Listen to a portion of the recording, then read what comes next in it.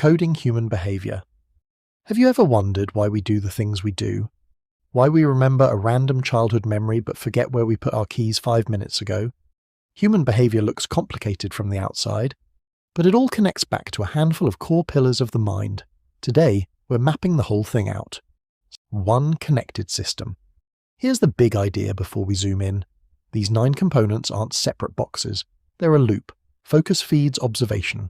Observation feeds memory. Memory feeds perception and thinking. Thinking feeds learning and consciousness. And all of that builds toward wisdom and action. Keep this slide in mind.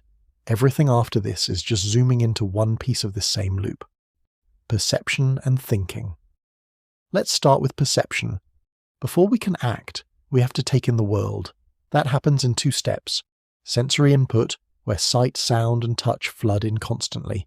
And interpretation, where raw data becomes meaning, like a vibration in the air turning into your favorite song. Once we perceive something, the brain shifts into thinking. That's problem solving, navigating obstacles when things don't go to plan, decision making, the internal crossroad where we weigh our options, and creativity, connecting unrelated ideas into something new.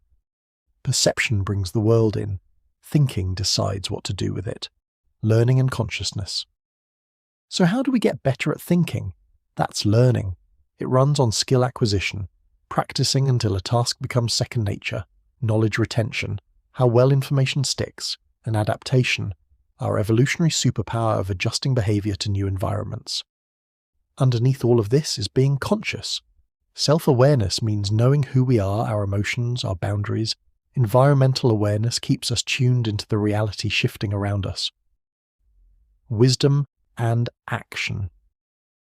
At the top of cognitive development sits wisdom.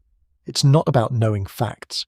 It's experience integration, weaving every win and failure into who you are, which leads to sound judgment, making deep, calm decisions.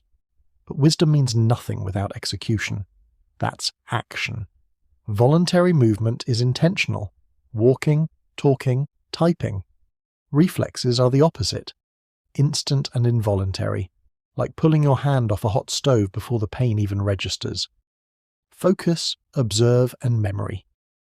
Now the foundation that powers everything else.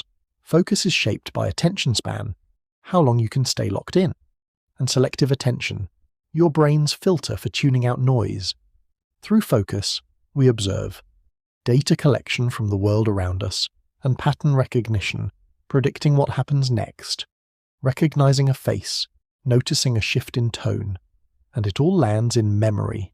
Short-term memory handles immediate tasks. Long-term memory holds our core knowledge and life stories, and recall is what lets us pull it back out exactly when we need it. It's a loop, not a list. Put it all together, and human behavior isn't a random series of reactions. It's a synchronized loop. We focus and observe, we store it in memory, we perceive and think. We learn and consciously act with wisdom.